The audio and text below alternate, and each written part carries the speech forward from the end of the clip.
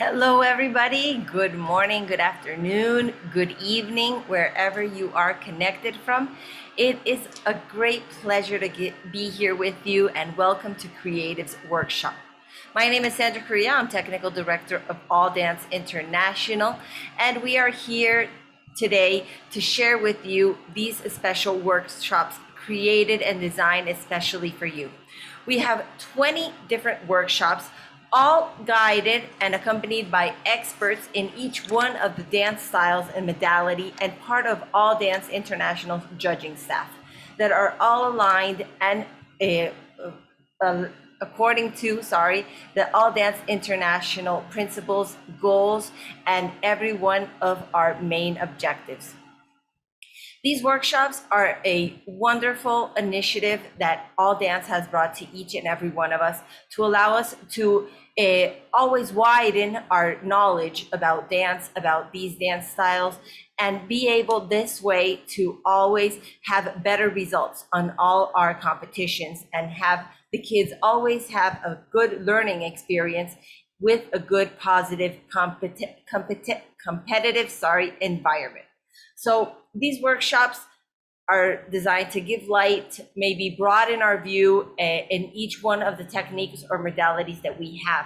We have over 20 different techniques and over 40 different modalities in All Dance International that allows us to be able to create whatever piece of dance we want, the combinations, the styles.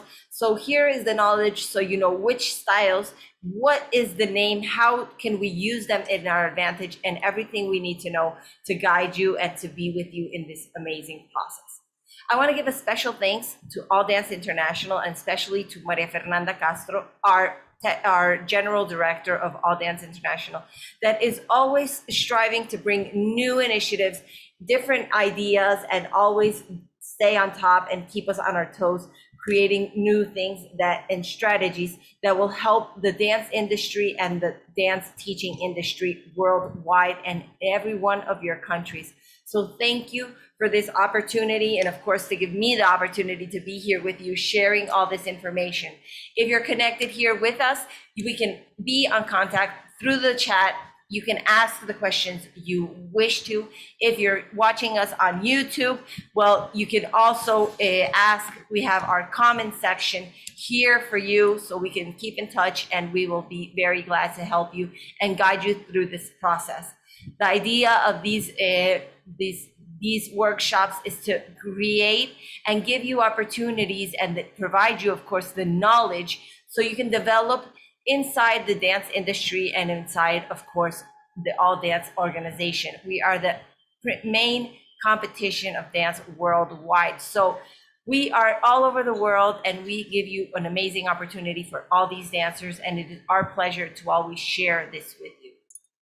Now, we have the Creatives Workshop. Now, when we think about creativity, a lot of, ideas come to mind.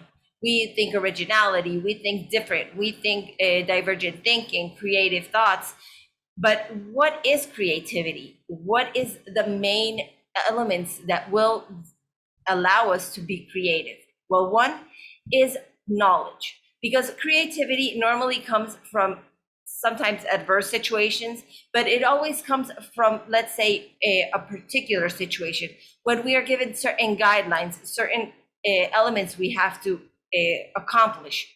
So here we have the knowledge. Now, what we do with that knowledge and how we use it, that goes in the imagination of each one.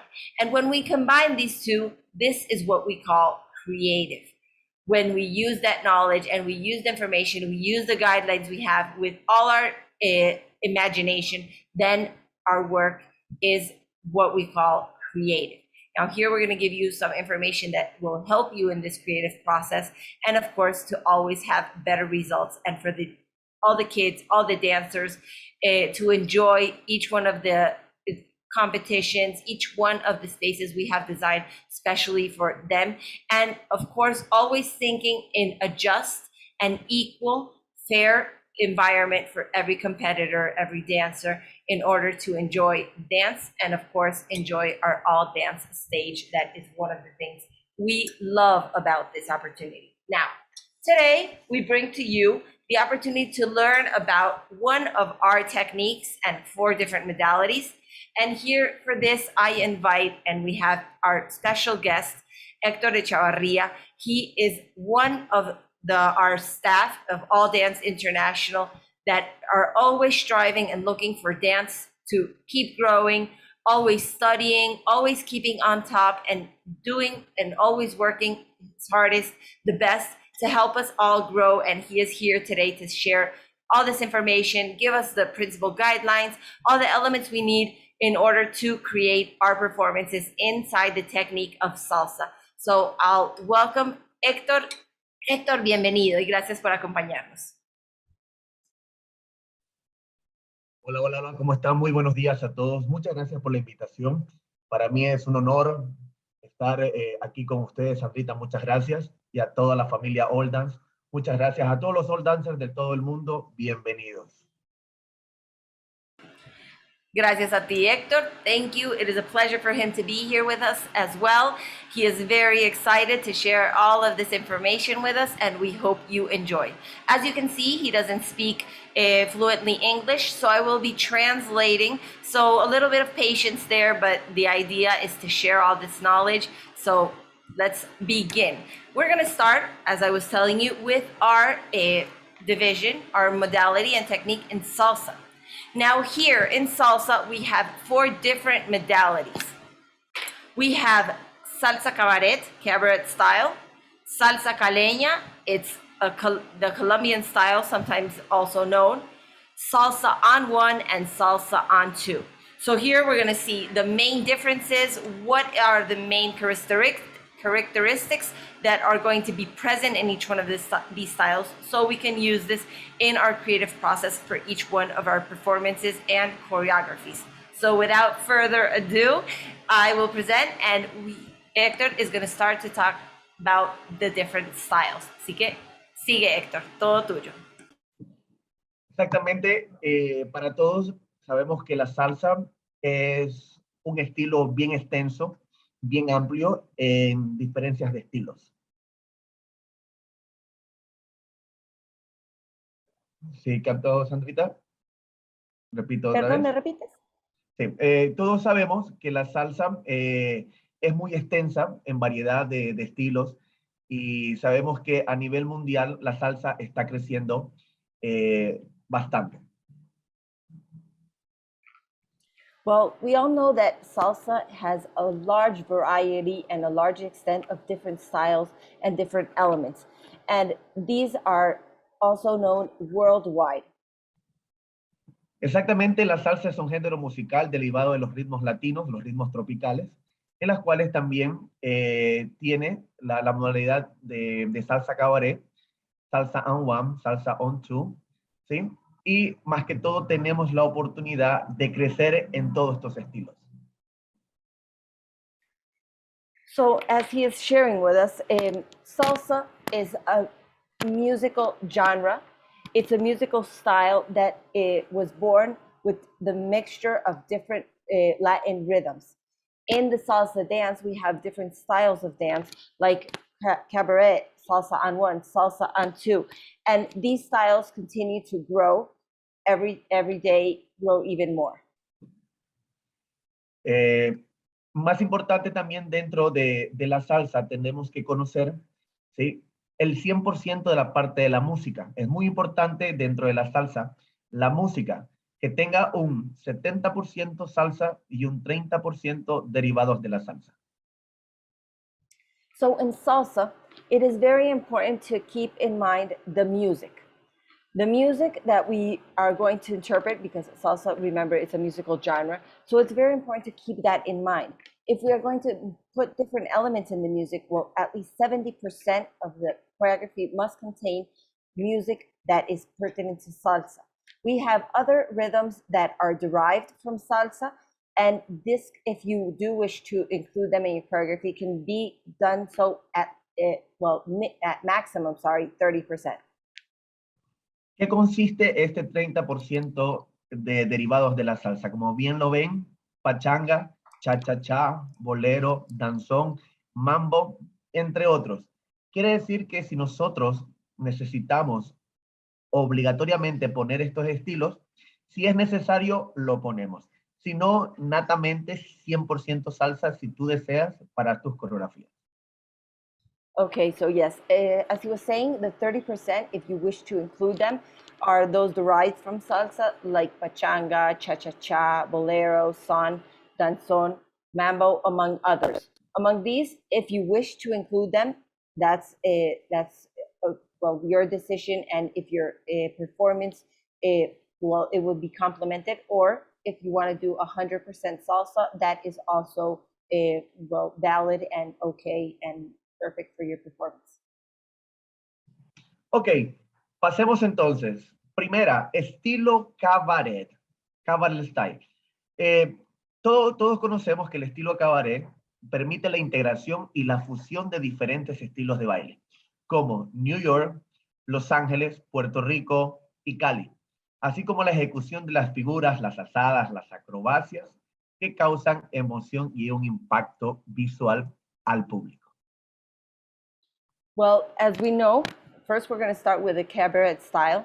This style allows the mixture, the integration of different styles in the salsa dance, like New York style, Los Angeles, LA style, Puerto Rico, Cali, that is also known as the Colombian styles.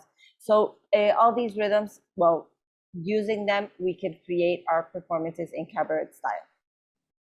Dos características clásicas dentro del estilo colombiano, el estilo cabaret, también es la parte de acrobacias, la dificultad de las acrobacias, ¿sí? Y más que todo, hacemos un énfasis global, ¿sí? Porque podemos manejar todos los estilos que ya están viendo en las imágenes, pero más que todo también es muy importante dentro de este estilo tener claro las acrobacias, el límite, el mínimo y el máximo de acrobacias.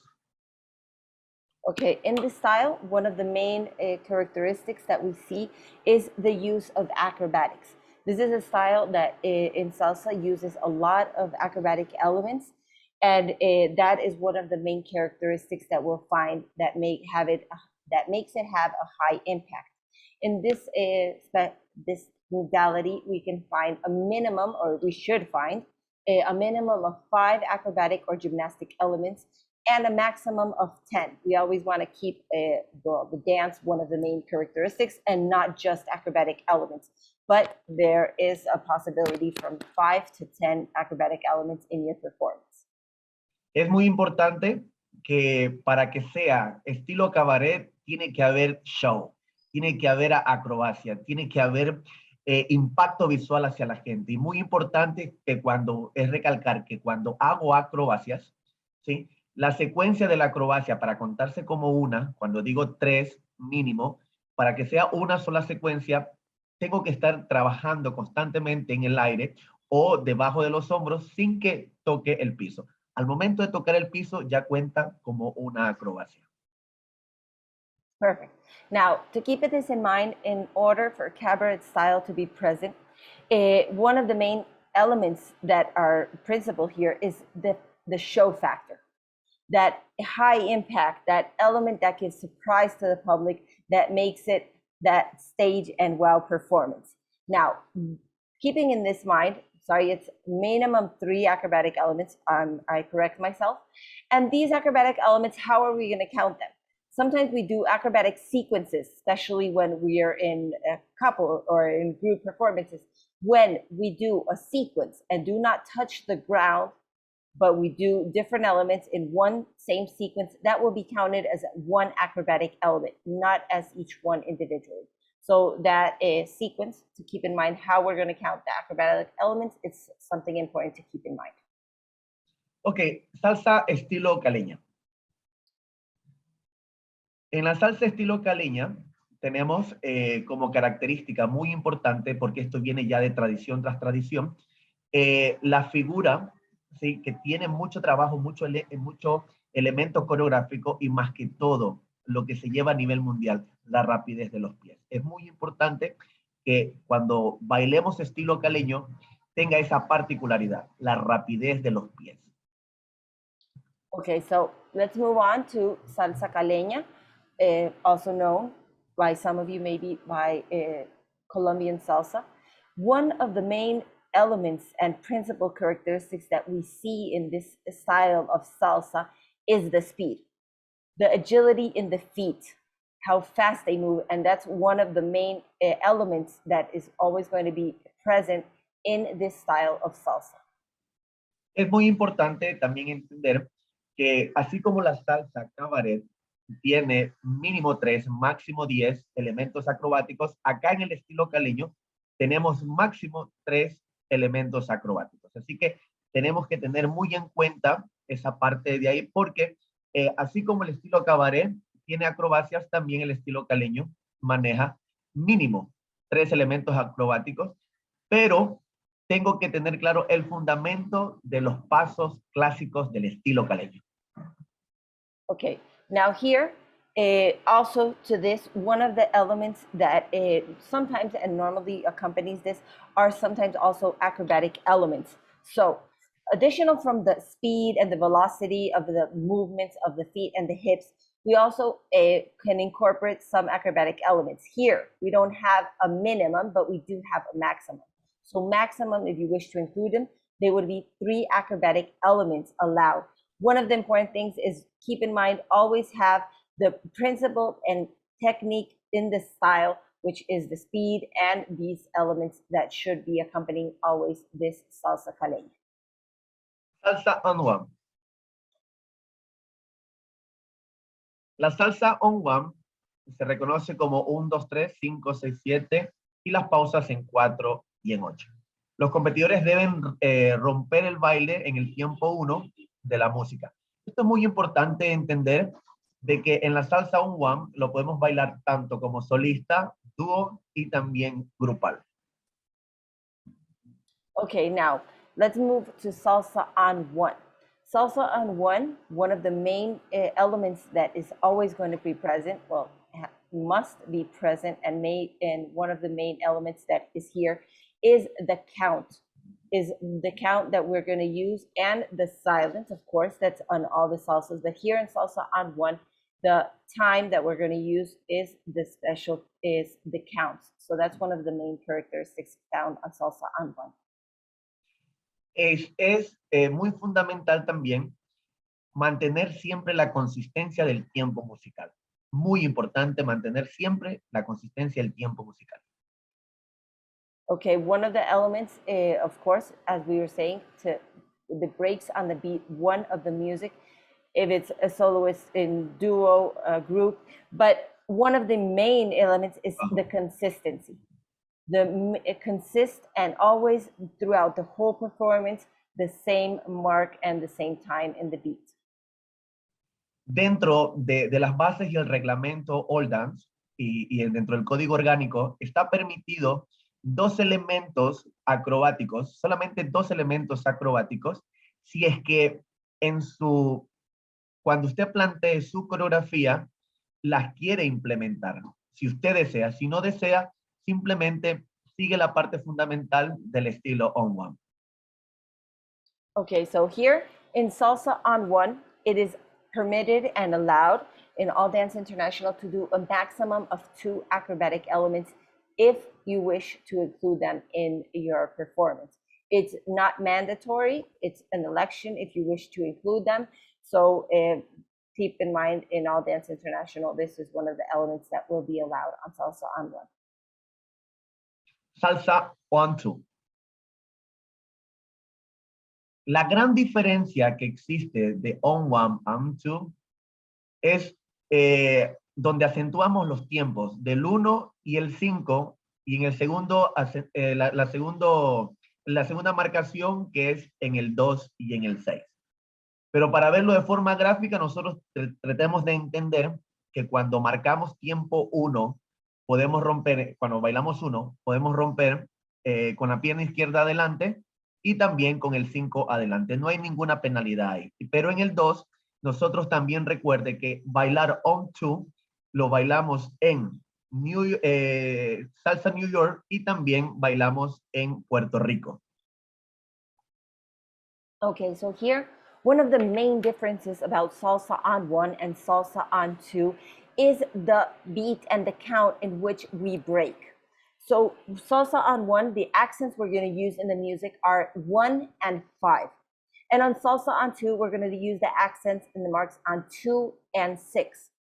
Salsa on 1, we can break or open in front or back on the counts of 1 and 5 without any problem. And in salsa on 2, there will be the mark of 2 or 6. And we have 2 different styles on salsa on 2. That will depend if we open or break at front or break at back.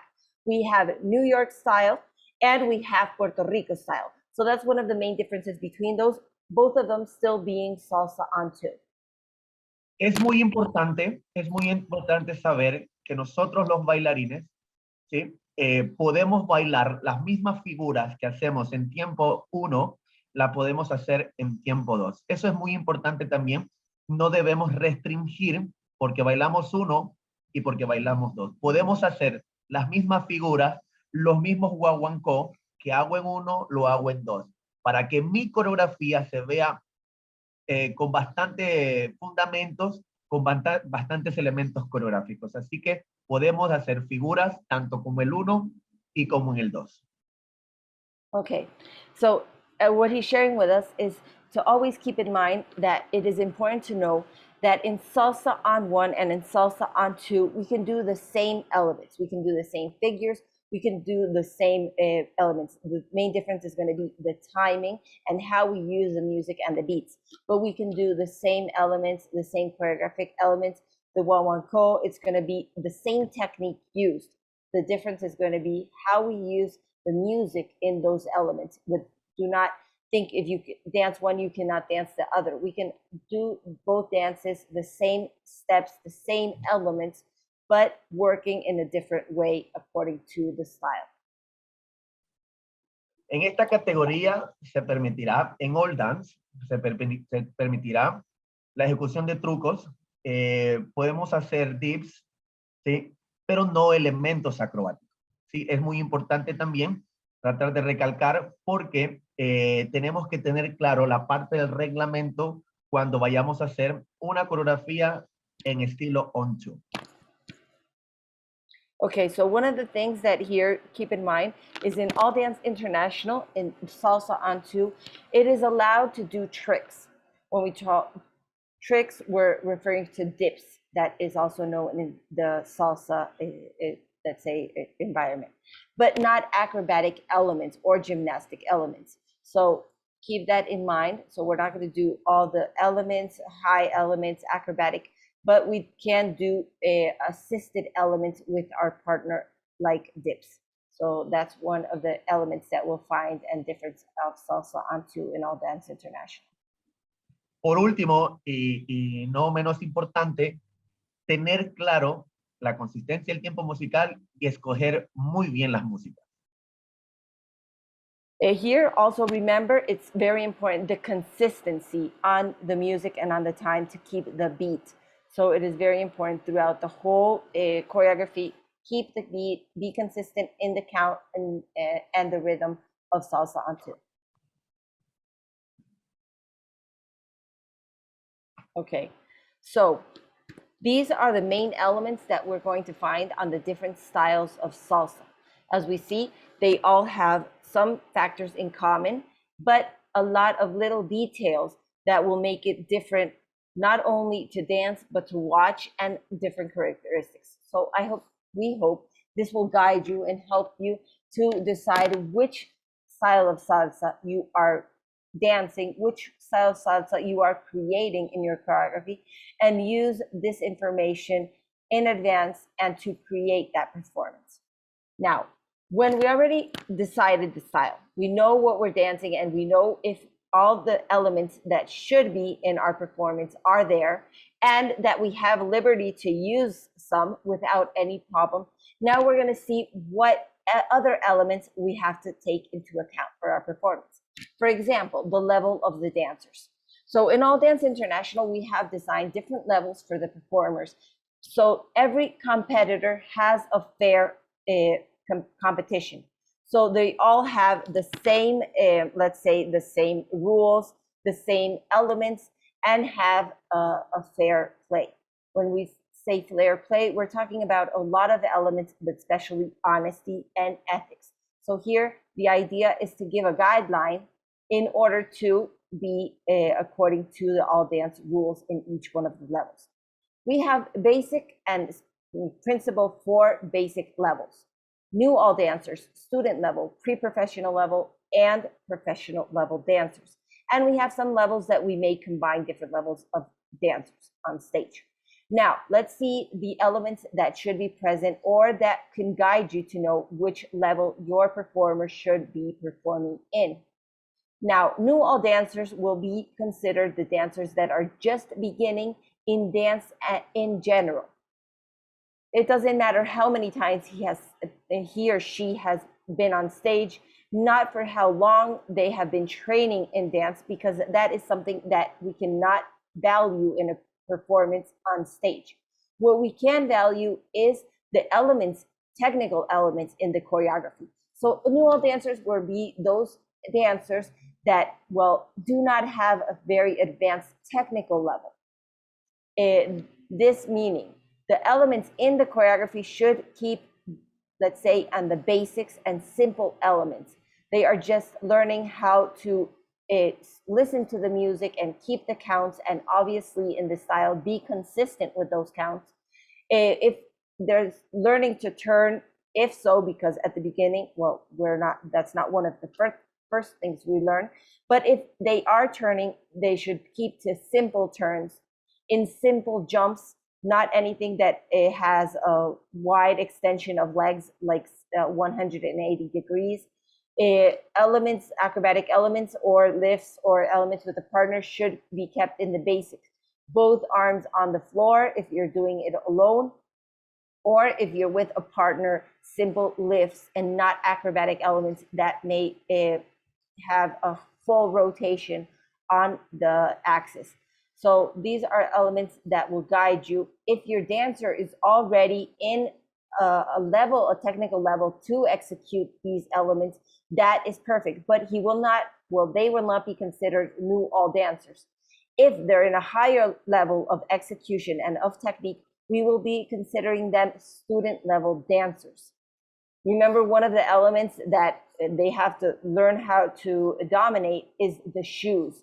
The shoes will make sometimes especially the speed, the turns, the acrobatic elements have a more difficult execution. And this means they have to have a lot more dominion of their body and strength in their ankles. So this will be considered a student level. For new all dancers, there will be dancers from 4 years old up to 14 years old. Of course, not only regarding the age, that's one of the elements, but especially the technical level in the performance and by the dancer is the main criteria.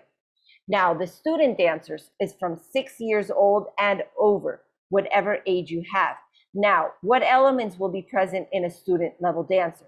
They could be simple choreographies or complicated. That depends on each performance, each choreographer, what you wish to put in your choreography. Now, we can use double turns, simple turns, triple turns, acrobatic, high impact, whatever technical elements you wish on this level. The only one that has certain restrictions is new all dancers. So these new dancers that are just starting out in dance do not have to go up against a dancer that has a lot more, let's say, or experience or technical dominion of their body and of the salsa technique. Now we have a student open. The student open level is a level of dance where we can find and include both levels of dancers, new all dancers and student dancers in the same choreography. So this will be the only time where new all dancers will have to compete against student dancers, but they also have students in their performance. And well, it's the knowledge that they will be competing in this obviously level. So that is, let's say, the level for the new all dancers and the student. Now let's move on to the professional and pre-professional level. These dancers, well, in pre-professional level, we have dancers from 15 years and older. Now, what are the elements or characteristics that we'll find or look for in a professional dancer? in a pre-professional dancer, sorry. And pre-professional dancers are dancers that are, let's say, soloists. They're part of a company of dance. They're starting to be student teachers or students helping the teachers in the classes, being assistants, being choreographers, giving some workshops, or just have a lot of experience and wish to take it to the next level and say, no, I'm not competing in the student level. I want to go up against the best because I know I can give more, or the choreographer. So that in that case specifically, it will be a free choice to go up to pre-professional. We cannot go back down again to student level. So keep that in mind. Now, pre-professional, if you are a teacher, okay, if you are teaching, if you give workshops, if you do choreographies and you are underage, you will be considered a pre-professional dancer. Now, if you are a choreographer, teacher, or any of these elements, but you are overage, well, then you will be considered a professional dancer.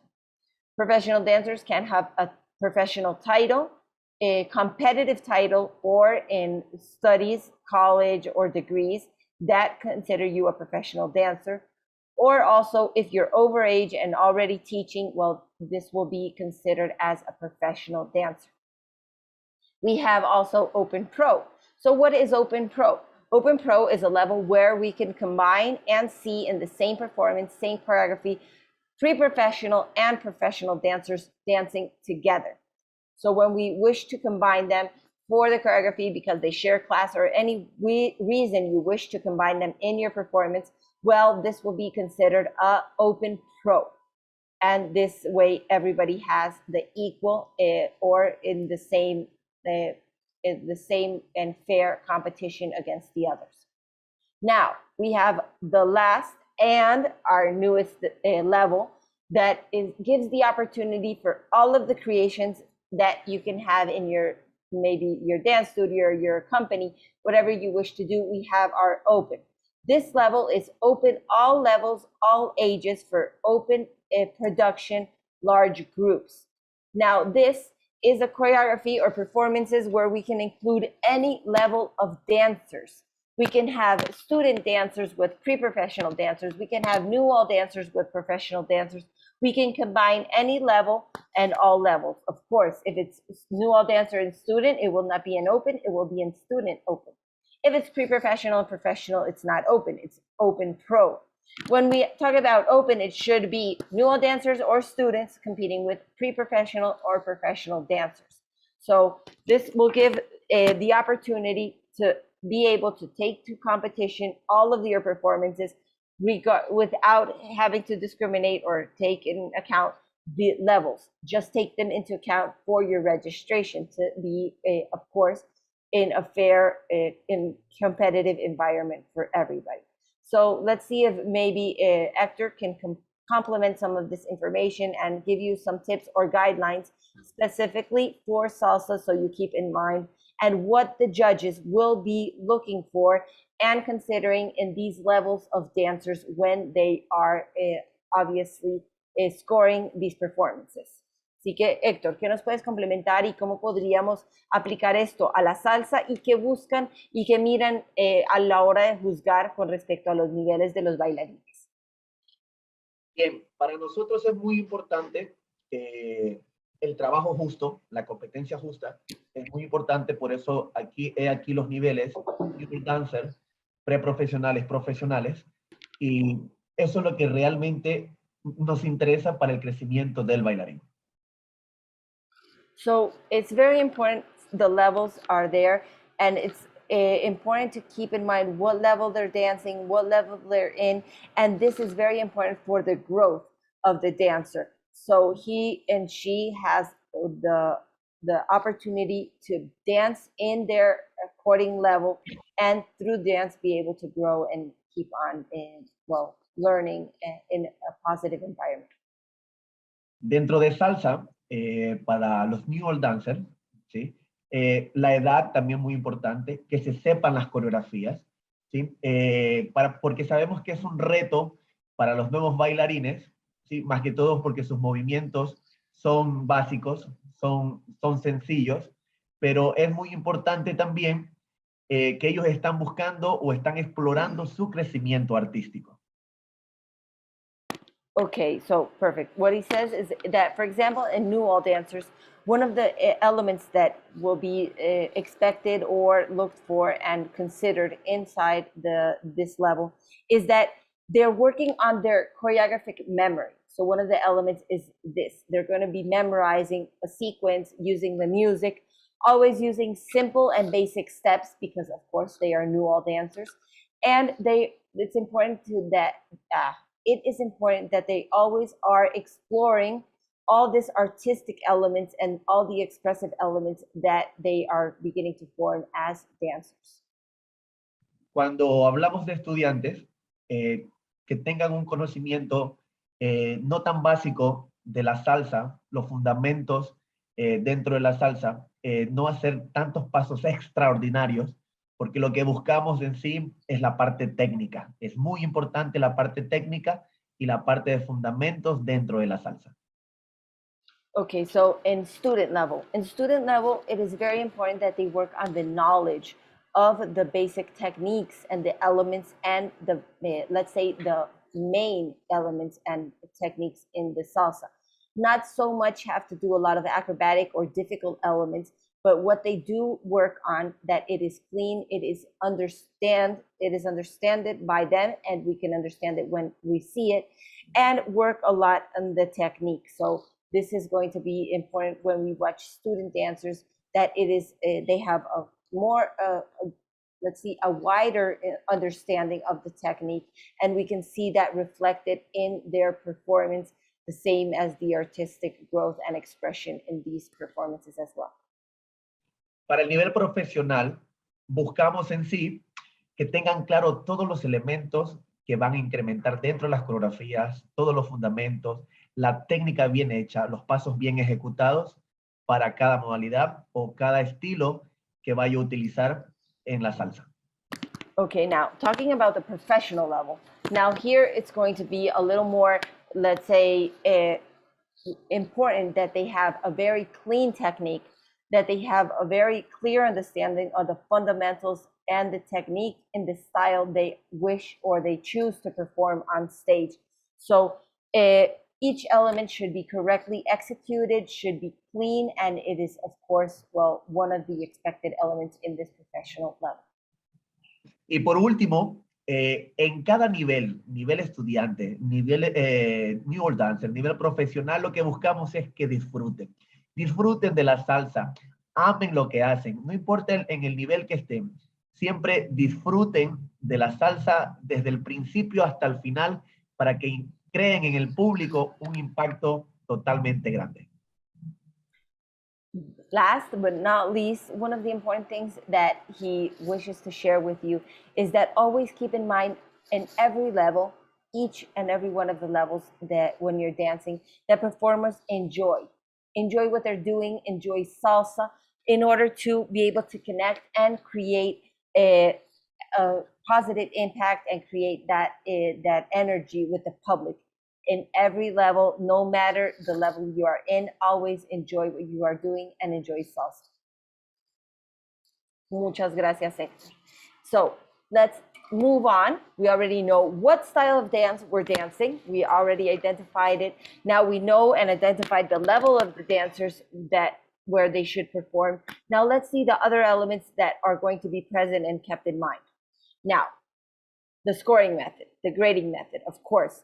The judges are going to be judging, and they are guided by our organic code, where we have established what criteria, what elements specifically that are going to be looking for, what score is the maximum they can give for each criteria. And for this process, we have 3 judges that are going to be in charge of the judging process. Now, these 3 judges, the maximum of points that can be awarded in All Dance International is 100 points. Now, in these 100 points, the modality judge, that will be our first judge, can give maximum of 70 points, well, regarding each one of our criteria. Additional to this, the modality judge will be giving a feedback to each performance, so we can help them grow and give more personalized feedback on each one. We have a complimentary judge that can give the additional 30 points to get to be able to count those 100 points. Of course, this is a maximum.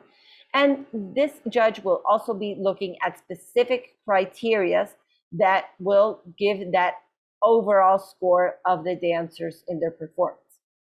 Now, our third judge is our deductions judge. This judge is not going to be giving any more points because, of course, I told you there are 100, but is going to be verifying that all the rules are fairly executed, that all the dancers are in in a just environment, that they're all in the same conditions and equal conditions when they're competing. And some of the elements will be more technical of each category and each modality. So we'll be seeing that and reviewing that when we review each and every one of the criteria that we'll be taking into account when we are competing and when the judges are judging these performances.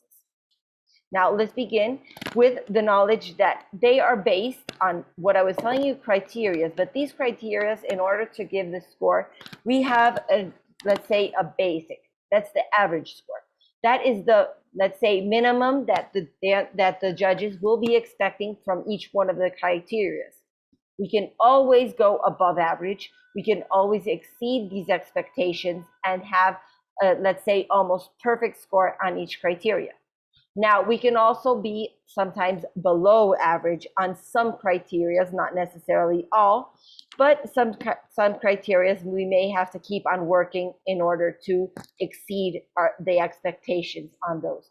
So this will give us and give each dancer and performance when they receive the scores to know in which elements they should work on, which elements they're exceeding already expectations, and so forth. So this is going to help you out on understanding these results. Now, let's start with each one of the, let's say, criteria this judge or these judges will be evaluating. So first, specific technique, In the specific technique, we will be talking about one, correct modality and technical level. So as you see on the right, there's a score. These are the points that maximum can be awarded for each one of the criteria by these judges. Now, when we talk about correct modality, we're talking that in the modality we register, we are complying with the basic elements that will make this the correct modality. Keeping in mind all the elements that Hector already shared with us earlier. The time, the consistency, what are the elements that should be present in each one of the styles? What makes salsa cabaret, What makes salsa on one? And keep them consistent in your performance and clear so the modality is correctly evaluated and seen. The technical level. Here they'll be looking for and we'll be talking regarding the execution, the technical level in the choreography. If it's a basic technique, it's that technique and how clear this technique is applied. So how is the technical level in the specific modality? And of course, well, if we're dancing salsa, we're talking about the salsa technique. Also, the execution. When we're talking about duets, trios, groups, we're going to be seeing synchronization and skill. When we're talking about soloists, we're only going to be regarding skill. Now, when we talk about synchronization here, well, it's what the word says, in sync, but also we can use different elements. We can be use different canons, use different timings. The important thing is it should be clear if we're trying to be on sync or if we're using some other elements in the choreography. So this should be very, very clear. And the skill, well, obviously is how the dancer uses their technique to execute correctly these elements that are in the choreography. So how clean is the element? From the beginning, where does it start? Where does it end? And is it clear throughout the execution of the technical elements in the performance?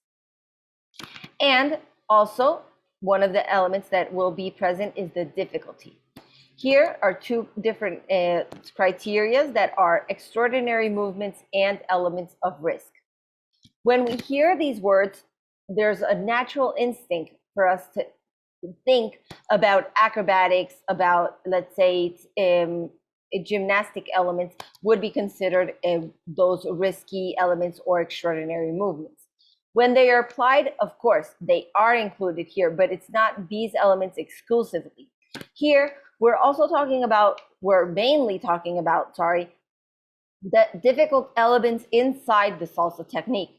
So if it's the speed, if it's the control, if it's the musicality, if it's the different use of levels, if it's the virtuous elements of turns, what are the elements proper to the technique that we are applying to our performance that can make it risky and can make it, of course, have those extraordinary movements in the performance executed by the dancers in their performance. So here, I don't know if Hector maybe has something he wants to complement or add to the information. Entonces aquí no sé si tienes algo, Héctor, que quieras complementar, agregar y profundizar para ellos. Sí, un poco. Más que todo buscamos que todo el concepto coreográfico esté de acorde a la modalidad que nos inscribimos, que eso también es muy importante. Que la parte del vestuario, también vemos la parte del vestuario que sea acorde a la modalidad que me inscribo, también, y la musicalidad, la música es muy importante dentro de la modalidad, ya que son uno de los elementos primordiales y principales para la modalidad que vayamos a inscribir. Okay, perfect. Gracias. Yes, it is always important to keep in mind what he was saying, the specific elements proper to each one of the styles and techniques in this element, and important, the music. Remember that in this element, the music is going to be very important according to the style of salsa we are going to be interpreting. So here, keep in mind the music you're choosing, and especially is how you use that music in your performance, what beats you are using, and what, let's say, accents you're using in the music for this specific styles of salsa and modalities. Gracias, Hector. Now, the other elements and the other criteria that this judge is going to be, let's say, scoring and looking for is one, the musicality. This goes a long way in salsa. In the musicality, we have two different aspects or criteria. One is the musical interpretation or beat. That is how we use the music in our movements, what time and what timing we have, the beats we use, and the accents we use. That is one of the elements very important, remember, in salsa for each style. So here we're going to have another element that is going to have a large impact on the score. The music. Here the music, it's not how you use the music, but one, what music you're using. If you're doing, you edit the music and put different music, songs in your choreography, how are they pieced together? And of course, the ideal music or correct music, maybe is a better choice of words, for the style and the modality that we are portraying. So remember, 70% of the music should be salsa, and we have a liberty to include 30% of other music, but this music should be music that is derived from salsa. So we went over that a little earlier. That's going to be taken into account here. Choreography. In the choreography, we are going to be expecting and evaluating the costume and the complexity. Now, the costume will be according to the style and the modality. So is the costume according to the age, according to the style, and is it correctly worn and used in the style? It's not the same costume we're going to use for a ballet performance that we're going to use in a salsa. We're not going to use the same costume in a samba than a salsa, even if they're both Latin dances. So that is important to keep in mind. What is our costume? It doesn't matter what color you're using, let's say, how you wish to use it, but it should be according to the salsa style and, of course, salsa technique you're using. Complexity. We're talking about, remember we already talked about difficulty. Those are the elements let's say, executed by the dancer specifically. Here, the complexity, we're talking about the complexity of the whole choreography as a composition. So the different formations, if there's different dynamics in speed, dynamics in the performance in the other way, if you're doing different changes, what are the elements that are being used in the choreography and obviously, well, executed by the dancers. The creativity is, let's say, the last item that will be evaluated. That will be taken into account two elements. One, creativity here is very, very important. Well, we're in a creative workshop, so that we can say that is implicit. But when we're talking about elements that should be creative and entertaining, well, they go hand in hand. Because one of the elements for a choreography to be entertaining is one, well, of course, something different, something that we do not expect. So something creative, how we use all the elements that we have, because we all have the same rules. We all have the same factors that should be present. Now, how are we using them? Depending on our dancer, depending on the stage, depending on the age, depending on the level, depending on everything. How you take that and make it your own and make it also to have a dynamic, to have musical interpretation, to have that expression, that connection with the public that will make it entertaining. And here I bring to account something that Hector already told us, enjoy. If we enjoy what we're dancing and we enjoy salsa, well, of course, the public is going to be more inclined to enjoy this with us. So that is one of the elements that can also help our performance. To be clear on what it is, emotions, what story, what context we wish to share, and make it that try to the dancer or the dancers be able to execute this and make it entertaining for everybody.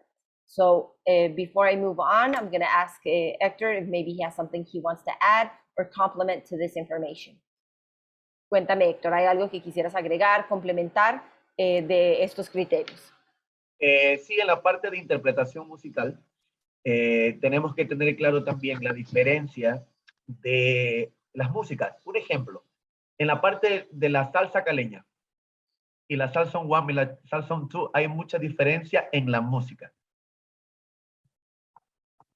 Okay, so one of the elements he wishes to emphasize and to clear is that in salsa, the music and the musical interpretation is important, but not only that, but to keep in mind that the different styles of salsa, for example, salsa on one, salsa on two, salsa calena, that's the Colombian style, have different elements in the music and in the musical interpretation that is one of the elements that makes them different in style. Ya que la salsa caleña, el BPM o el beat musical se aumenta, se acelera para que así se vea la diferencia de modalidad en modalidad. Okay, so for example, in Calena, the beat, it's a very high speed beat. That is one of the elements that, remember, he was telling us that the feet and the hips have a very high speed in their execution. Well, the music is one of the elements that is going to be responsible for this, and the beats per minute, BPM, will be high on the salsa caleña. En la parte de los vestuarios, es muy importante también diferenciar dependiendo lo que yo quiero brindar al público, acorde a la modalidad que pongo. También acorde al nivel que voy a inscribir al alumno.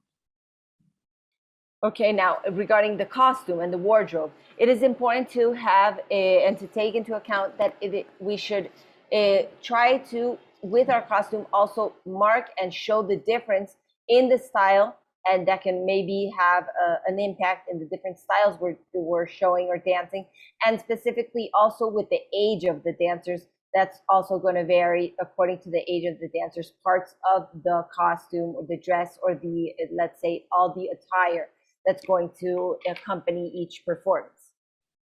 Y por último, en la parte de complejidad, ¿sí? Ejecutar bien los pasos que vaya a utilizar como elementos coreográficos. que estén bien puestos, que estén bien alineados, los empeines también bien puestos, los aductores cerrados cuando marcamos el básico de la salsa, y más que todo el movimiento corporal, el trabajo de hombros también es muy importante dentro de la salsa. Okay, now in complexity, also one of the elements is the whole choreographic design, but also the clean execution of the elements in the choreography. The projection and the lines of the feet, the legs, the use of the shoulders, that's very important in salsa. The clean execution and, for example, the strength of our abductor muscles, that they're closed, that they're clean in the execution. So this is going to be also part of what a complexity can be better executed or be, of course, better valued in the performances for each one of the different styles and every technique that we are, a modality that we're portraying in our performance.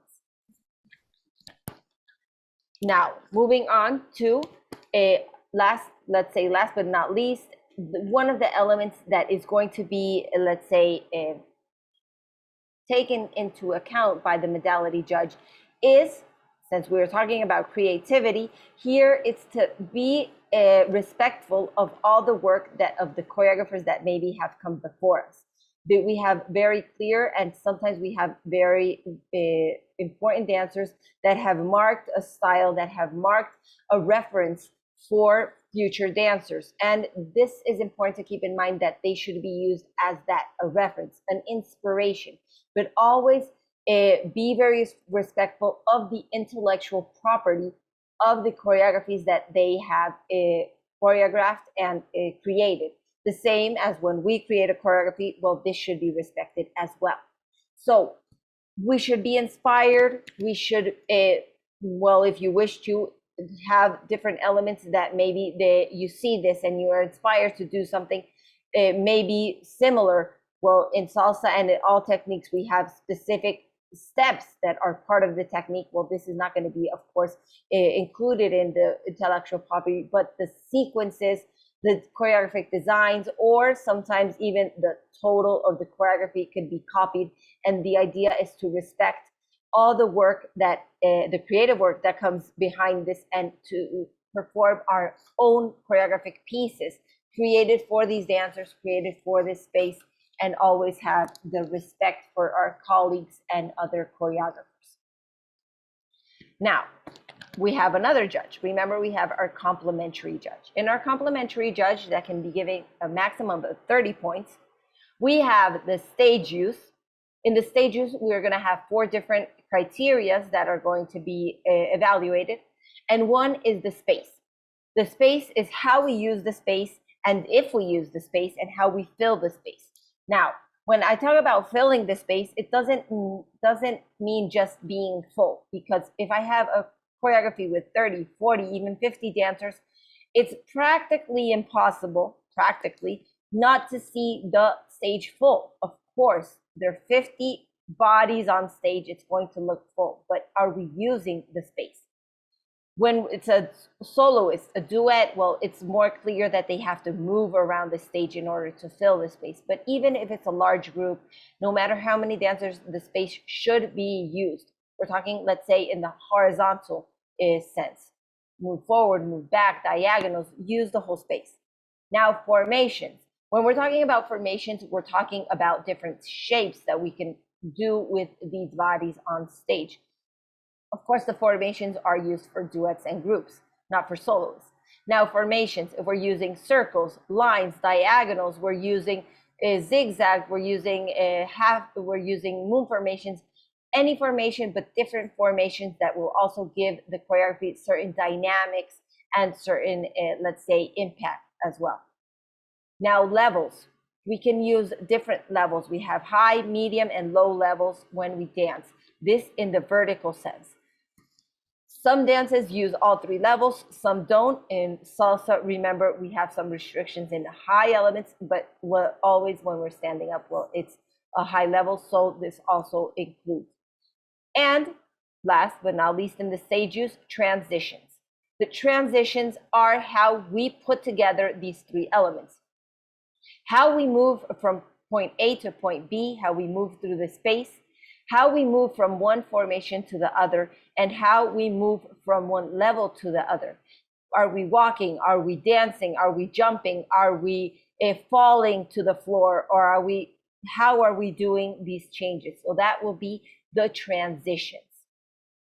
Now, in image, we're going to be looking at 4 different criteria as well. Creativity, when we're talking about creativity, is the whole attire. When we see a dancer on stage, when we are looking at that image, what is he or she portraying? Is it clear? Is it new? Does it have something, let's say, unique? And how are we using that in our performance? The accessories. If used accessories in the dance, how are they working with the costume? How are they working with the performance? How are they used in your choreography? In the case that we have to use face masks, that by some laws it is obliged to use in some countries and some spaces, well, this will be considered an element of that can be considered an accessory and should be part of the costume. Makeup. Now, when we're talking about makeup, remember, we're taking any performance to stage. Salsa is also known as a social dance.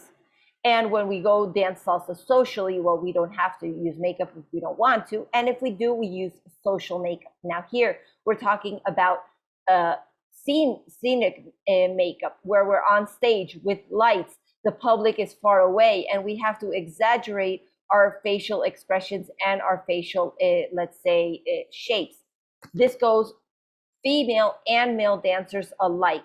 Of course, the features we're going to be accenting is different for a female or a male, or depending on the story, the context you wish to give, will also will be influenced by the makeup we choose to use. And also visual aesthetics. The visual aesthetics is how all these elements work together. The creativity of my costume, of all my attire, the accessories I'm using, the makeup I'm using, and how this visually goes together with my performance and with everything I am portraying in the choreography. When we're talking about costume, when we're talking about accessories, when we're talking about makeup and visual aesthetics, it is also, and I recommend you study a little bit about color theory, because that is an element that you can use to incorporate in your performances that can help guide and give, let's say, a context to your story. If you're trying to, I don't know, somebody portray a very old person on stage, or if it's a happy performance, a sad performance, what colors can help me express that? What kind of makeup can I use for that dancer to look older than she or he is? If I'm doing a specific, let's say, character, how can I use this makeup? So the colors can also be used to, let's say, identify and give a clear aspect of the elements or the context that we wish to give in our performance. So those are little tips that may help you and complement your knowledge. So study color theory and all the elements that can also help us in these criteria. So Hector, ¿tienes algo que quieras complementar, adicionar o compartir? Bien, todos conocemos que la producción de Oldan es tan fantástica que nos brinda unas megas tarimas espectaculares para acerca de los espacios. Los espacios son muy importantes, ya que conforman mucha cantidad de espacio y podemos disfrutar de todo el espacio inmenso que tenemos.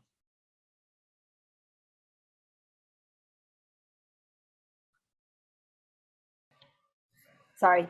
Now, we know that in All Dance International, the production of the stages and of all the space is very important. We have wonderful stages, we have wonderful spaces for all the dancers to be ordered to enjoy, and the space is very important that we use it, so this could be also seen and enjoy the performances.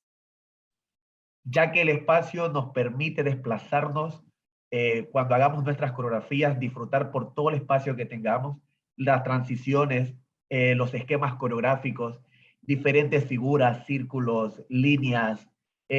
Nos permite muchas cosas cuando hacemos este tipo de coreografías. Muy importante, vuelvo a repetir, espacios, que las transiciones se vean totalmente increíbles y que mantengamos siempre las figuras. Es muy importante las figuras.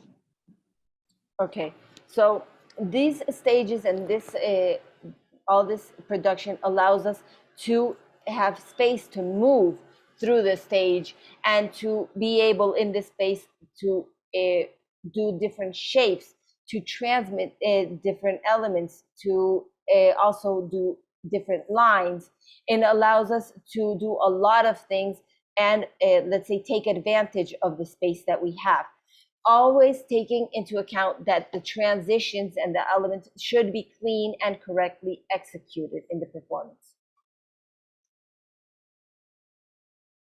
Okay. ¿Algo más, Hector? Perfect. Okay, so moving on. The other elements that the complimentary judge is going to be looking for. The performance projection. So when we are dancing on stage, the projection and what we project on stage is very important. From the posture to every other detail that will help us tell our story, to share and to connect with the public. Now, one of them will be gestuality.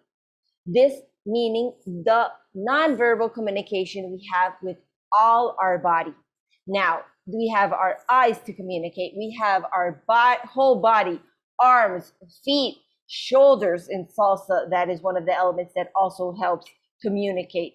When we have a face mask, well, of course, we do not have all our facial expressions, only our eyes, but everybody is in equal conditions, because when we have to use masks, that will be determined by the regulations of each country.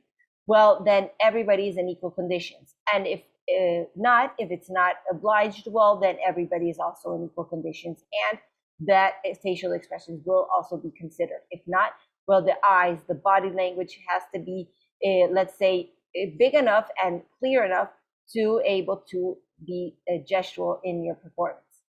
Now, the other element will be authenticity of character. In the authenticity of character, well, one of the things that we'll be looking for is how are we using all these elements to be able to tell the story, the context, and to show that salsa elements of the specific style of salsa in this case. So what are the characteristics? What it characterizes salsa? What characterizes my interpretation in this? And is it authentic to what it is supposed to be in salsa and the specific style of salsa that we're talking about today? Also, the force of movement, the clarity of movement. Are the lines clean? Is the execution clean? But clean inside the different, let's say, intention of the music, of the movement in the music. Is it sharp? Is it soft? Is it fluid? Is it very, let's say, delicate? Is it strong? What is the intensity of the movement and how clear it is in this execution? And the last but not least in performance projection, the interpretation. This takes into account a little bit mixture of all of this, because how is our body language, how are our movements, and how we use this element to interpret the music, to interpret a character, to interpret the performance, and be able to connect with the audience and, of course, the judges in this case. And in public response, here, it's actually one of the criteria, or two of the criteria, that are not completely up to the judge. Here, every one of the audience, let's say, everyone that is accompanying the dancer, that is supporting the dancer, and the dancers in general, will have the opportunity to come, let's say, as a guest judge on the panel. Through what? Through that support. How? If we're on social media, through social media. When we're there on stage with them, with the applauses, with the energy we share with them.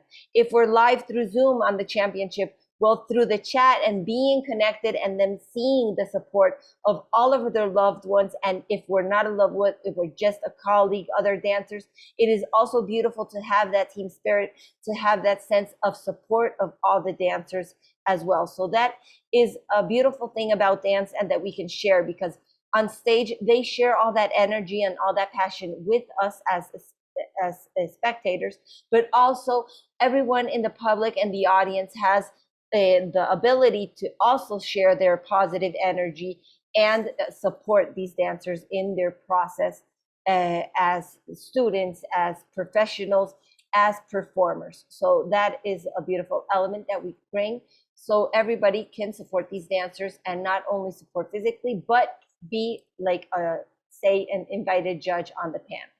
So Hector, ¿tienes algo que quieras complementar, agregar?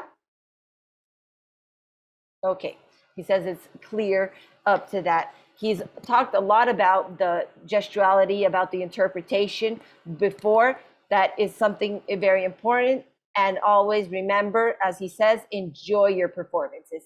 That will help you connect and express more clearly, because when we're happy, well, it goes out of our body even without us knowing. So it's just there. So those are the elements that should be, or will give you, let's say, a higher score and possibilities. These are the elements that are going to be valued and graded on your performances. Now remember, we have a third judge, the judge that is the deductions judge. These criteria and the deductions are designed and created for every dancer to have an equal and fair participation in this competitive process, for it to be a positive competitive environment. So the elements should be for everybody to be in equal conditions, and that's why our deductions judge is going to be always looking and making sure that these criteria are respected and present in the performances, or in the case that they shouldn't be present, well, that they are absent as they should be. Now, wrong modality. Wrong modality should, will be only, let's say, have the deduction when we are registered in a different modality that we are portraying on stage. Now, speaking of the ones that were here today about salsa, if we're registered in salsa on one, we should have the elements present that characterize the salsa on one that Hector shared earlier with us. Now, these elements being the time, being the energy, being how many acrobatic elements we can have, specifically the beat of the music, how we're going to use it. Remember that the musical interpretation is one of the main factors that will help us decide what style of salsa we are portraying. So when we have a deduction of wrong modality, is because not only did it not have enough elements, but it had clear elements to be in another modality completely, okay? So that is important that we know what other options of modalities we have, if we're doing fusions, if we're doing mixes, or if we're doing what style of salsa. Be clear and be consistent on the element from top to bottom. Now, wrong division. In wrong division, we have the age range. So depending on the age of your dancers will be the different division they should be registered in. We went over this on our first workshop. So if you didn't see it, you can go on YouTube, our official YouTube channel, All Dance International Official, and you can watch it and see all the different divisions we have. We have divisions for every age, for every age range when we're in groups. So everybody has an equal and fair space on stage. Wrong level, we spoke about that a little bit earlier. What other elements that will determine if I'm a new all dancer, if I'm a student dancer, if I'm a pre-professional, professional, or if we're dancing two different levels together, which one of the levels combines the levels that where the dancers are on stage. We have also late arrival to stage. When we register, well, we send a program when registrations are closed to everybody to to tell them what is an approximate time that they will have to, let's say, dance, and of course the date and everything. Now, this is an approximate time because always the event can go a little faster, be a little slower. But for this reason, we always tell everybody to be there 2 hours in advance. These 2 hours allow us to warm up, to have our makeup ready, our costume ready, and to be able to see how the evolution of the competition is. So we know what dances, are we on time? Are we a little ahead of time? And be there ready to dance in the moment that we are called to go backstage and of course on stage. False routine start. We're talking about the routine when we're on stage, when we are ready to dance. Well, of course, the music is going to sound. When the dancer moves to this music, that means the choreography started. If by any chance it is not the correct music, it did not start on time, the dancer should not move. If the dancer moves, well, it will be considered that the choreography started. And if they have to repeat, well, this will be a false routine start. Forbidden elements. The forbidden elements will be considered elements that can endanger the stage or the well-being of any one of the dancers on stage or for the next performance. Like what? Fire, water, any liquid, oils, anything that has dust, anything that can make the stage dangerous, slippery, or viable for an accident. So here we want to keep every space very, very safe for the dancers. We know that working on high heels is not easy. It has to have certain ability and domain, and with correct floor, it is hard enough. Now, if we endanger the floor, we can have accidents. So the idea is to avoid to the maximum any accidents that can occur, and this goes from every one of us to respect the stage for every dancer. Excessive use of acrobatic and or gymnastic elements. Remember, in each modality and in each salsa style, we have a specific maximum or sometimes minimum of elements if they can be or cannot be used in these performances. If we use more than are intended, well, then we'll have 1 point deducted for each time. Now, here, I'll give a special attention, especially to the acrobatic elements, because why? Because one of the elements that, for example, separates one of the styles is the acrobatic elements. Salsa cabaret is about that show effect, and the acrobatic elements should be present and have a high impact. So if I do salsa, any other salsas, and I use too many acrobatic elements, well, then I'm going out of that specific style and going into the more show and spectacle part of salsa. So keep that in mind as well. Makeup, body paint, inappropriate, obscene or offensive clothing. This, well, of course, we're on a stage, family environment that we have in all dance, multicultural, and some elements may not be appropriate for all audiences and all ages. Body painting is a beautiful form of art, but normally it has 2 elements. One, the paint that they use is not water-based, but oil-based. This does not dry well and will make sometimes the stage dirty or even slippery for other dancers. And the other element is that normally, most of the time, it's used without any undergarment. And well, this is not the specific place to show that type of art. Okay? So that is one of the elements. And of course, that it is the correct clothes. When we're talking about inappropriate, it can be inappropriate because it's not this correct style of costume or elements in the costume for this specific category modality. So remember, costume, shoes, everything should be according to the style of dance we are using. In salsa, the elements, the shoes that are expected are salsa shoes, not ballet slippers, not jazz slippers, but salsa shoes. Those are heels. Depending on the age, we're going to have different elements on the heels, but they are specific shoes for salsa. Poorly executed elements. Here, Well, we're talking about the elements that are in the choreography, technical elements that they should be well executed. If we're bringing elements from another type of dance, jazz elements, gymnastic or acrobatic elements, it should be well executed, the same as the salsa technique. When we have our leg in the air, is our knee bent? Is it straight? Is our feet projected with point? Are they simply abandoned? All the details that will make a clean technique. Are my legs too wide open? Is my head correct and have a clear spot when I'm turning? What am I doing and how is that, let's say, correct movement in the technique that I am using?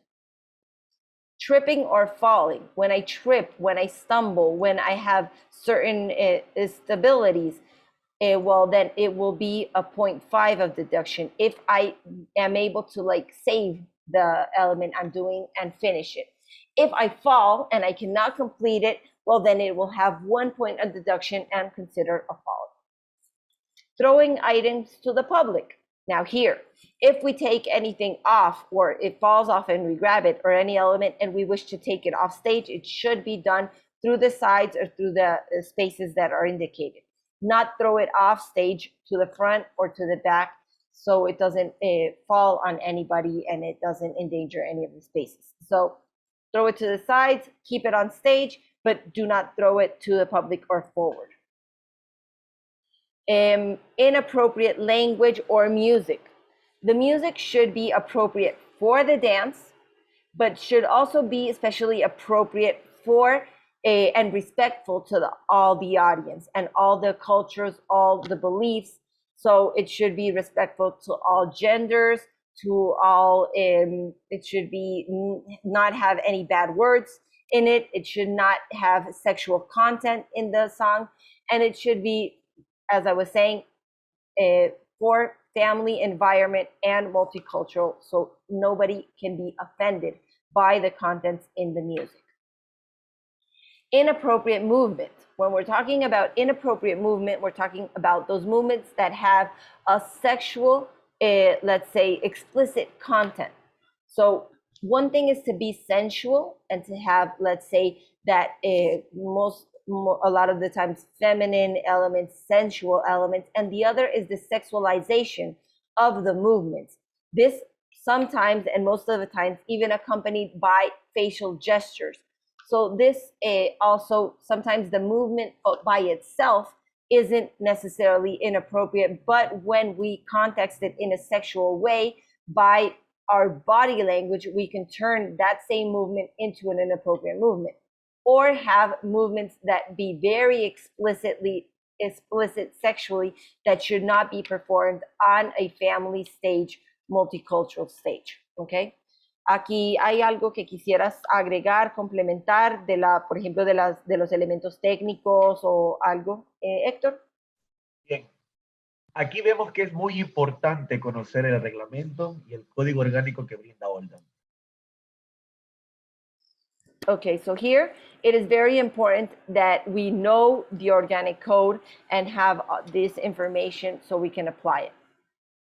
Ya que podemos evitar deducciones y penalidades, pérdidas de puntos en nuestras coreografías, que hasta la décima es muy importante. Okay, of course. One of the important things he says is that the elements of deductions, the importance to know this organic code is in order to avoid these deductions. So we do not commit any of the infractions that can give us a deductions, because these elements, even a small difference in the scores, can go a long way when we're obviously on a competitive level. That can be the difference of winning first place or even coming in third or not even being on the top three of the competition. Y si vamos a hacer salsa y vamos a prestar elementos coreográficos o pasos de otros estilos, tratar de fomentarlos bien, porque puede que me lleve a una penalidad. Bien elaborado. Okay, and in salsa, when we're taking, let's say, borrowed or come into our performance, elements or steps of other styles of dance, well, the correct execution and knowledge of how these are executed should always be considered and used correctly on your performance to avoid any deductions. Okay. Okay, now also the other criterias. As you can see, most of the criterias are easy to avoid, are just previous knowledge not to include them in your performance or how to include them in your performance.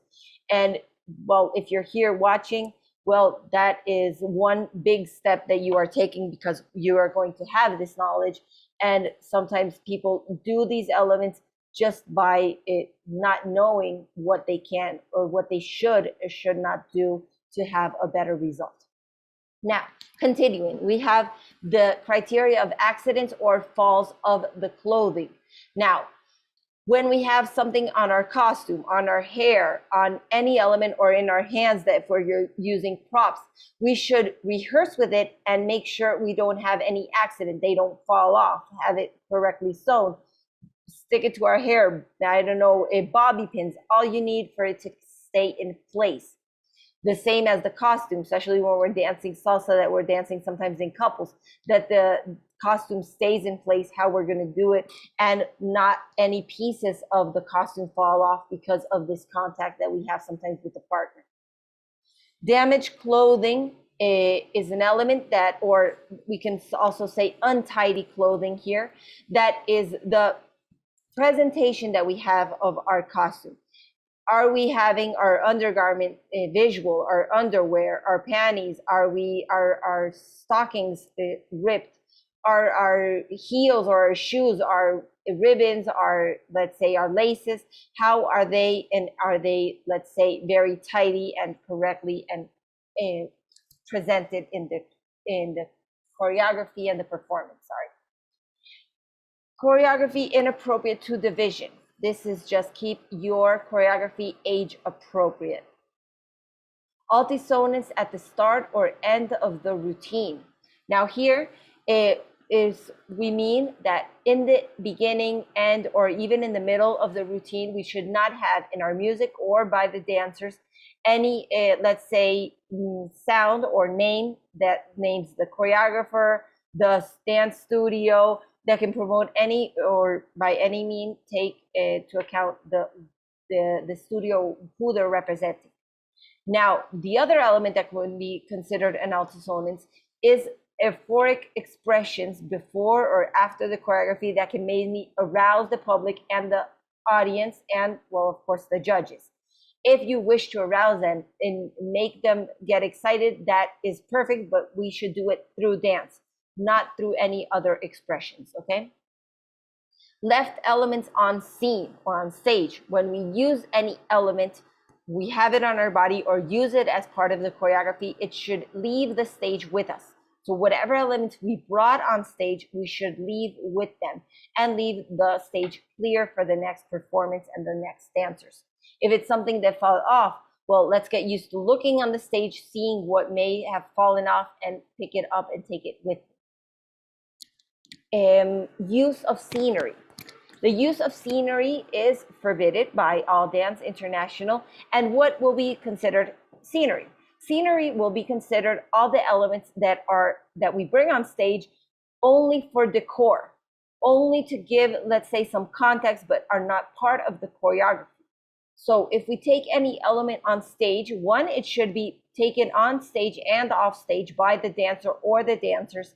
And two, it should be at least a 30% part of the choreography or the performance overall. So if we use any element there, it should be used inside the choreography, at least 30%, not just take, I don't know, a table out and just have it there and go close to the table, but it doesn't have a special part or play a special role in my choreography, not in the story, not in the context, but in the choreography, 30%, remember. Also, fans, public, obstruction of judgment. Now, our public, our audience should be an audience that is respectful for dance and of course supportive for the dancers. So at the beginning and the end of the choreography, they can scream, they can be loud, they can do whatever sounds they like, they can support in the way they choose. Now, during the performance, we should do this in a respectful manner, and that manner would be applauses or let's say a considered volume that will allow the public, the judges to be able to listen to the music, hear the beats, and the dancer also can hear the music, listen to it correctly, and not get distracted by these elements or the audience sounds they're creating. So this, just be respectful for each performance and let the performer and the judges be able to enjoy the performance correctly. Getting off, jumping off, or dropping off the stage. Now, when we are on stage, we have indicated what ways we should get on and off stage correctly and safely. This means we should not jump off stage, not to the front, not to the back, not in any way except through the specific areas that are marked for entrance and or exits, okay? So that's important to keep in mind. Routine time. We have specific routine time or choreographic time that is, let's say, correct for each subdivision that we're in. That meaning that depends on how many dancers are in the choreography. We have a choreographic time that is a maximum of time that can be used in the choreography. For example, I have a soloist, duo, or trio. The choreography can last a maximum of 2 minutes. Now, if it lasts 1 minute and a half, 150, there's no problem. But if we go over the 2 minutes, for each 5 seconds we go over the 2 minutes, 3 points will be deducted from our total score. This can have a huge and big impact on the results. Now, it's easy to avoid. Edit your music, make it have the correct length, and do not go overboard. Now, if it lasts 202, 203, no problem. But if it lasts 205, 206, we start with the deductions. Now, I do not recommend to go up to 204. If we're being very specific, it will not have a deduction. But remember that the time that is counted for the choreographic time is from the first sound or movement and will consider to be up to the last sound or movement. If our choreography, the music lasts 204, and maybe the dancer takes 1 second more to get to the pose to stop, well, then we're going over and we're going to 205. So it will have a negative impact. So keep it not so close to the borderline. Well, it's my personal recommendation, so you don't have run any risk of this being committed. Intellectual property. This is an element we talked about before earlier, that is the modality judge is going to be the one being regarding this criteria, but it will be reflected in the deduction sheet because it is a deduction. We also have regulation infringement. The regulation, the All Dance Code, organic code, establishes the elements, and every one of our rules is in order to keep every dancer safe, every result in equal conditions and just for every dancer. So any element that we are not complying that should be complied, that may even have a negative impact on another competitor, another dancer, another person at the event, will and may have a deduction as well. Increase in unreported dancers. Now, when we do our registration, we obviously register our dancers. Now, if we register 6 dancers, 6 dancers should be on stage. If we register 10 dancers, 10 dancers should be on stage. If we have to modify this in any way, it should be done in proper time and in the proper manner. That would be through writing. Now, always remember, we send the program that you guys revise, that you check your approximate time of performance, but you can also check, and you should also check that all the information in this program is correct for your performance. So if you registered 6 dancers, there on the program should be reflected 6 dancers. If it is not correct, well, you should communicate this so it can be corrected on time. If less dancers are dancing, but it does not affect the subdivision, there is no problem. This meaning, if there's 6 dancers registered, only 5 dance, there's not a problem. We're still a group. But if we have a trio and we registered 3 dancers, but only 2 dance, well, then we're changing subdivisions. Now it's not a trio, now it's a duet. And it should be considered competing with other duets. So it is important that we do tell at time, we do the required adjustments on time, so it doesn't have a negative impact on your performance and obviously on the results of these performances. So these are the elements and the criterias that can possibly incur a deductions, but the knowledge is the main factor and main element that is going to help us avoid at least 90% of these deductions. Some are that happen on real time, the only way to try to avoid them is a lot of rehearsal, but they can happen on stage. Others, and most of them, can be foreseen and avoided by just having this knowledge. So we have the knowledge, we already have the first and most important step, so just apply them in the best manner possible. Now, these are the criterias we came here to share with you. If you have any questions, we are here and happy to reply, to help and guide you. That will help your performance. If you're watching on YouTube and you couldn't be here live with us, well, you can leave in comments your questions. We'll be happy to answer and to keep in contact. Remember to like and to subscribe as well. And I want to thank especially all of you for being present, and especially Hector for sharing all this information with so much love, so much passion, and helping us always grow as artists, as dancers, and as a dance family and the all dance family. So thank you very much. Muchas gracias, Hector, por acompañarnos, por tanto amor, dedicación y entrega que nos permite cada vez seguir creciendo como pues la danza en general y como la familia de All Dance también. Muchas gracias a todos, muchas gracias, Sandrita. Gracias a All Dance. Invitarlos a todos ustedes a que sigan. Todavía faltan muchas más modalidades hasta el 25 de abril, así que no se lo pueden perder. Muchas gracias, Hector. Claro que sí. He thanks everybody. It's a pleasure for him to be here with us, sharing this information. Remember, always keep on learning. And remember, we still have other workshops. He invites you, and so do I. We both invite you to keep in touch. We're up to April 25th with a lot of workshops, a lot of information. The one that have already occurred, we've already shared. Remember, we have them on YouTube. Our official All Dance International official YouTube account. So go on, watch them, and have all the information you need in order to have amazing performances and amazing results. So thank you very much. I hope to see you very soon. See you in our next creative workshop. And if not, I'll see you live on the competitions. So have a great day, morning, evening, wherever the time it is, wherever you're connected.